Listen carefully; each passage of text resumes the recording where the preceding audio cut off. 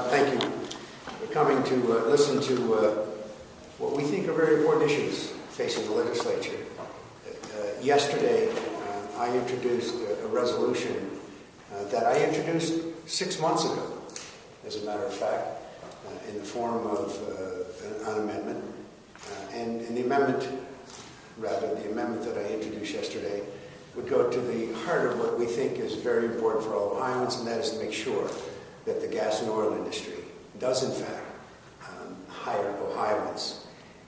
Governor Kasich said, I quote, that he has evidence that we are gathering that oil and gas companies are taking advantage of Ohio's shale plays, and they are not hiring Ohioans. What we have is a situation where those of us that have been following this very closely have demanded that the proliferation of the gas and oil industry in the Utica and Marcellus shale, particularly in the eastern side of Ohio, that they do in fact hire people from Ohio.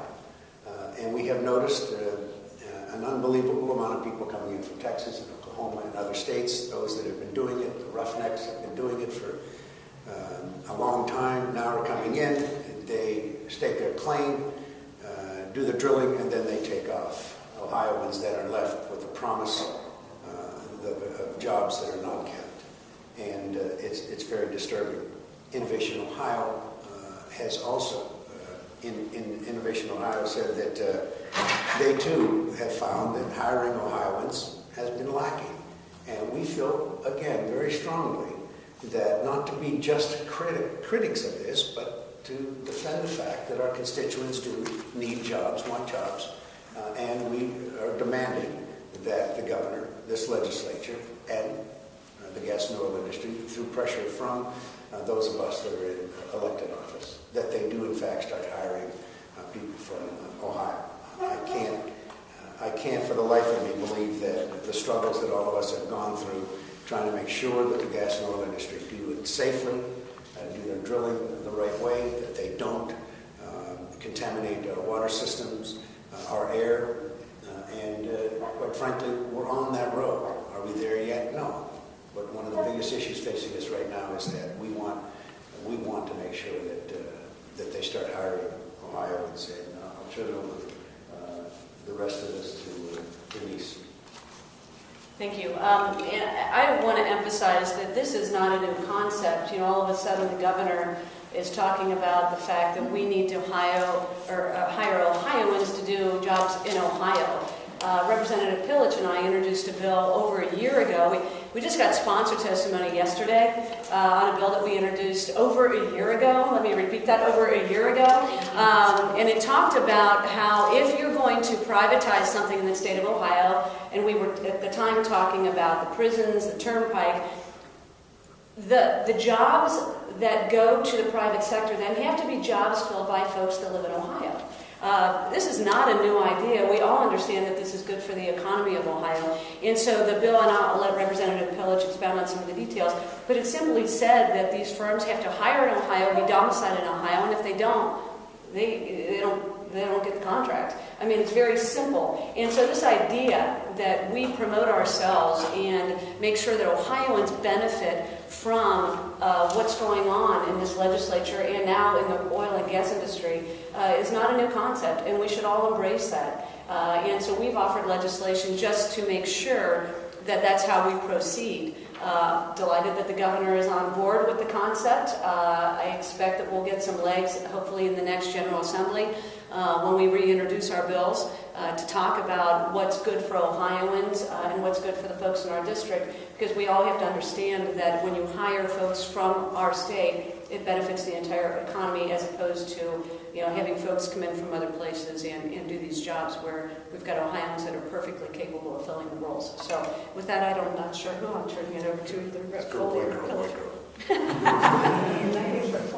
So Representative Hagan introduced an amendment yesterday to a bill that would have required 60% of all oil and gas workers be domiciled or live in the state of Ohio. I'm going to be introducing that bill, that amendment into a separate bill today. I don't even know which one we're going to do it in yet, but we're going to try to shoehorn it into something.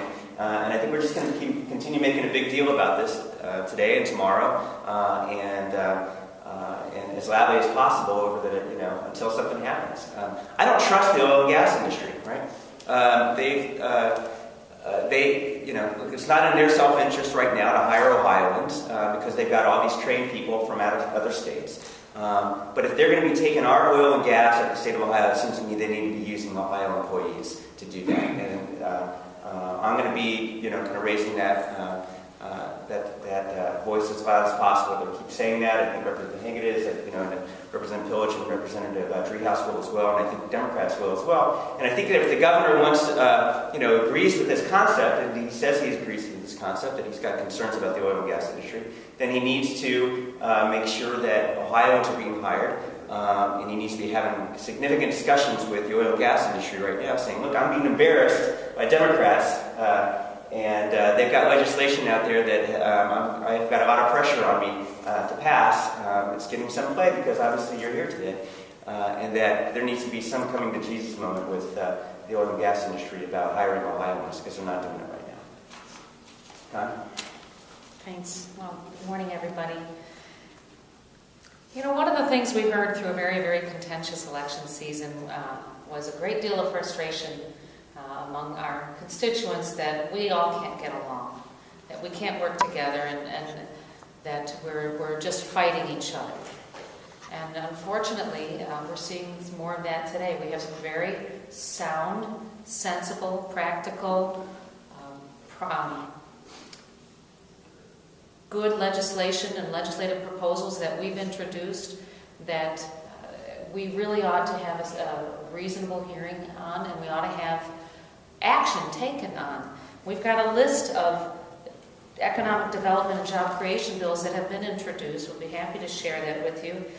They range from having tax deductions for small business reinvestment to increasing the Ohio Venture Capital Fund, using Ohio products and using sustainable building techniques to make Ohio a more attractive place and more economically feasible in which to operate. And the bill that Representative Driehaus and I introduced is a very, very, very simple bill. It's one page. It's one page. You don't need a legal degree in order to read and understand it. When the governor came into office, he said, and he took many steps to take state functions and state services and dole them out to private industries and release private contracts. Well, the people that were performing those services were formerly Ohioans. We don't want our state government to be the best job creator for businesses in California and other places. We wanted to make sure that we protect Ohioans. And we're here to serve Ohioans. We're here to make sure that Ohioans have a better life and a better economic future, and that's what this bill does. Anytime we're going to be letting out a state contract to privatize a state service, it ought to go to an Ohio-based company, and they ought to have the employees need to come from Ohio. It's very, very simple. And it's not unlike what many local governments do. Many municipal governments, many county governments require their employees to live in the county in which they serve. And that's because it's a service being provided by the people, for the people, and it keeps the money in the community. It keeps the money here in Ohio so that it helps economic development in so many different ways. It's a very simple bill. And so the problem we're seeing here, we have a great bill. We have two great bills here today. We have many other proposals. We've heard from the people very, very loudly that we need to work together, that we need to come to the table together, and we're not seeing that happen. So the best thing, the most appropriate thing to do is for us to introduce these pieces of legislation and maybe convert them into amendments, offer them on the floor, and see if we can get some traction on it. We're running out of time here. It's the end of the year.